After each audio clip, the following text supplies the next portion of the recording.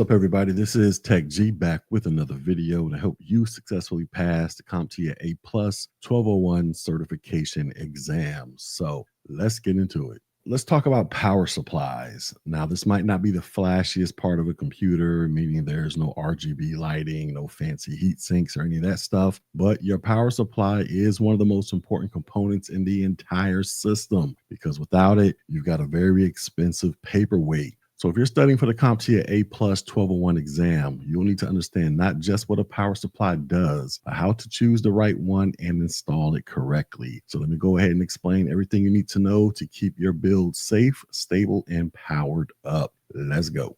All right, so let's start with the basics. The power supply. This converts electricity from your wall outlet into a steady stream of voltage your PC components can safely use. So think of it as a translator between the electrical world and the tech world. Without this translation, your parts could get fried or they might not work at all. So inside of a power supply, it takes the AC or the alternating current from your home and converts it into DC or direct current for your motherboard, hard drives, graphic cards, fans, and other components. But it's not just a matter of plugging something in and hoping for the best. You've got to understand these specific needs of your build and match them to the right kind of PSU. All right, next let's talk about input voltage. So depending upon where you live, the electricity coming out of the wall might be different. So here's a breakdown. If you live in North America, you're usually dealing with 110 to 120 volt AC. In Europe, Asia, and Africa, they typically deal with 220 to 240 volts AC. So what does that mean for you? Well, many modern PSUs are auto switching or using dual voltage, which means they can automatically adjust to the voltage being supplied. But some older or budget models, they might have a manual switch, and setting that the wrong way, this can fry your system. So you always want to double check before you plug anything in. Now, if you're building or repairing PCs internationally or importing components, this becomes especially important. And as a tip, you want to look at the label on the PSU because it should clearly state the input voltage range, such as 100 to 240 volts. All right, so let's go ahead and flip to the output side. So your components don't all need the same amount of juice. That's why your PSU provides multiple output voltages. And here are the most commonly used ones. You got 3.3 volts, and this is used by newer digital logic when it comes to chipsets and memory. You got 5 volts. This is used by USB ports and some older components. You got 12 volts, where this can power fans, hard drives, optical drives, and especially the CPU and the GPU. Now, of these, the 12 volt rail, this is usually the most heavily used because it powers the biggest energy hogs in the system. And as a fun fact, some high-end gaming PCs, they can draw hundreds of watts through the 12 volt line just for the graphics card alone.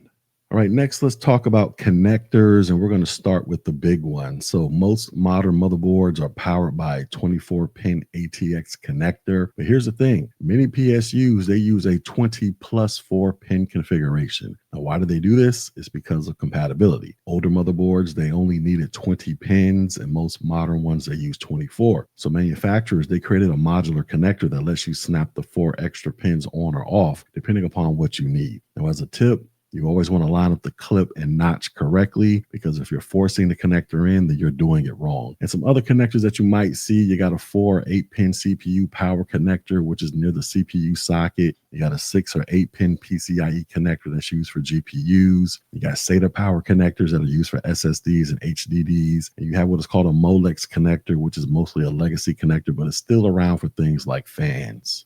All right, next let's talk about a redundant power supply. So here's something that you probably will not see in a home gaming rig, and that is a redundant power supply. But if you're working on servers or enterprise class systems, then this is a big deal. So a redundant PSU setup, this includes 2 or more power supplies in one unit. So if one fails, the other takes over instantly without shutting down the system. And this is critical in environments where uptime is everything. So think about hospitals, banks, or data centers. Now, as a bonus, many redundant PSUs, they are hot swappable, meaning you can replace one while the system is still running. And when it comes to the A+ exam, just understand that redundant PSUs, this equals reliability for mission critical systems. All right, so let's go ahead and shift gears and talk about cable management. So, if you ever open up a case and been attacked by a nest of wires, then you'll appreciate this. Well, power supplies, they come in three main types when it comes to cabling. You have what is called non-modular. This is basically where all the cables are permanently attached. It's cheap but messy. You have what is called semi-modular. So, basically, the essential cables like the 24-pin and CPU power cables are attached, but extras like SATA and PCI, they can be added as needed. You have what is called a fully modular PSU, where every single cable is detachable. And this allows for your system to be clean, customizable, and great for airflow. Now, why does this matter? Well, modular PSUs, they help with airflow, aesthetics, and cable routing. And this is especially important in tight builds or transparent cases. So when choosing a PSU, you want to think about your case size, how many drivers and GPUs you're using, and whether clean cable management actually matters to you. All right, next let's talk about the wattage rating. So here's a common question from many new builders. And that question is, how many watts do I need? And the answer is, it depends upon your build. So here's a rough guideline. If you're building a basic office PC, you're going to need about 300 to 400 watts. A gaming PC with a mid-range GPU, you're looking at 500 to 650 watts. If you're building a high-end gaming or workstation PC, you're looking at 700 to 1,000 plus watts. Or if you're using a multi-GPU, or you're just an enthusiast who is building a crazy computer, you're looking at 1,000 plus watts. Now, you can use an online PSU calculator like the one from PC Part Picker or Coolmaster, and this will help estimate your wattage based upon your components. Now, as a warning, you do not want to go cheap. A cheap 750 watt PSU might only deliver 500 watts of power reliably and could damage your hardware, so always buy from reputable brands. And also, you want to look at the continuous wattage rating and not just the peak, because continuous, this is what it can sustain over time. All right, next let's talk about efficiency. So the 80 plus certification, this tells you how efficiently a PCU converts AC to DC power. And the more efficient it is, the less energy it wastes as heat and the lower your electricity bill. So here's a breakdown. You got 80 plus on the basic side. This offers 80% efficiency at 20%, 50%, and 100% load. You got 80 plus bronze, 80 plus silver, 80 plus gold, and that's basically the sweet spot for price versus performance. You got 80 plus platinum. You got 80 plus titanium, and that is considered top tier and is used in enterprise builds. So why does this matter? Well, less wasted power equals lower heat, which equals quieter fans, which equals a happier user. So basically, you get what you pay for. So don't cut corners when it comes to power. Also, if you're building for someone else, especially a business, you want to go for an 80 plus gold or better because it is worth the investment.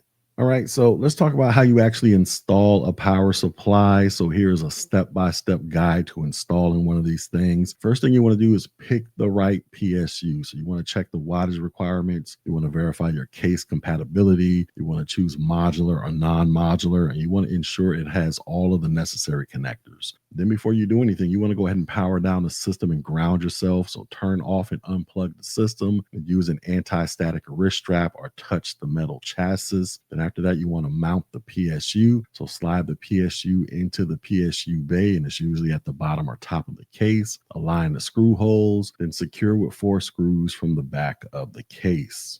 Then after you do all of that, you want to connect the cables. So you got your 24-pin connector that goes to the motherboard. You got your 4 and 8-pin CPU connectors to the CPU socket area. You got your PCIe connectors to the GPU if needed. And you got your SATA and Molex to drives and accessories. Then after you do all of that, you want to clean things up. So you want to route your cables neatly, use Velcro ties or zip ties. You want to avoid blocking airflow, especially to the CPU and GPU. And then you want to go ahead and test all of this stuff. So plug in the power cable to the PSU. Flip the switch on the PSU if it has one, then power on the system and check for boot and post. Now, as an extra tip, many PSUs, they have a small test button or switch to spin up the fan, and you can also test using a PSU tester or multimeter. All right, next let's talk about some scenarios that you might come across on your A+ exam. So scenario 1 might be something like the computer randomly shuts off under a load. And this could be due to a failing PSU, insufficient wattage, or overheating from poor airflow. Your solution to this problem would be to check the wattage rating, verify voltages, clean the case, and possibly upgrade to a better PSU. Another scenario is you're installing a PC in the UK, but it will not power on. So you want to go ahead and check the input voltage. If the PSU is manually switched to 110 volts, but the outlet is 230 volts, it could damage your PSU. So as a solution, you want to use an auto switching PSU or change the switch to the correct input voltage before plugging it in. Another scenario is a customer wants to upgrade their GPU. So what you need to do is you need to make sure the PSU has enough voltage. It includes the right PCIe connectors, and there's room in the case for this thing. As a solution, you want to replace the PSU with one that has higher wattage and modular PCIe connectors. Another scenario that you might encounter is the server in your office must remain online 24/7. If that's the case, you want to use a redundant PSU setup to minimize downtime in case of a failure. Then another scenario might be you're building a gaming PC with a clear case and custom lighting. If that's the case, you want to go with a fully modular PSU to keep things neat and airflow optimized, and also consider an 80+ gold rating for efficiency.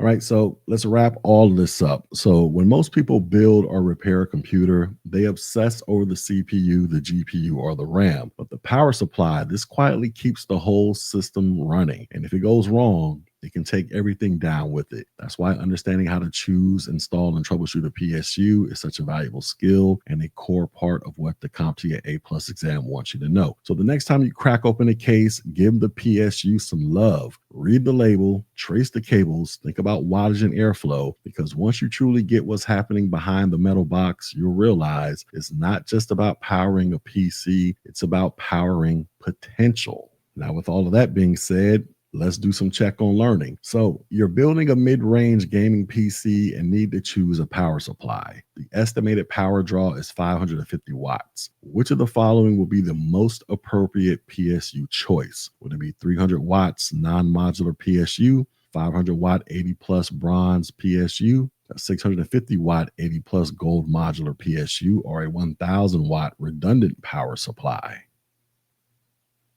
And the correct answer would be a 650 watt 80+ gold modular PSU. So for a system drawing 550 watts, a 650 watt PSU gives you the adequate overhead for future upgrades and better efficiency. The 80+ gold certification ensures energy efficiency, and modular cables improve airflow and cable management. The 300 watt unit is too weak. A 500 watt PSU leaves no headroom, and a 1000 watt redundant PSU is overkill for a home build.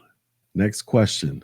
A technician is installing a power supply in a PC that will be shipped to a country using 220 to 240 volts AC. What should the technician verify before plugging it in? Should he verify that the PSU supports at least 1000 watts, that the PSU has a 20-pin connector only, that the PSU is modular, or that the PSU supports 220 to 240 volts input or is set to the correct voltage?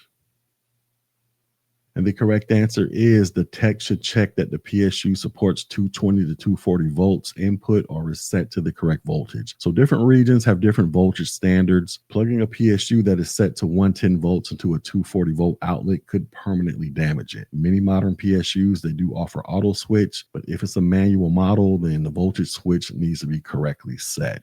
And our final question is, which voltage rail on a power supply typically powers components like the CPU and GPU? Is it the 3.3 volts, 5 volts, 12 volts, or 24 volts? And the correct answer is it will be the 12-volt rail. So the 12-volt rail, this supplies power to high-demand components like CPUs, GPUs, and fans. The 3.3 volts and the 5-volt rail are used for lower power components like memory modules and USB ports. And there is no 24-volt rail in standard desktop PSUs.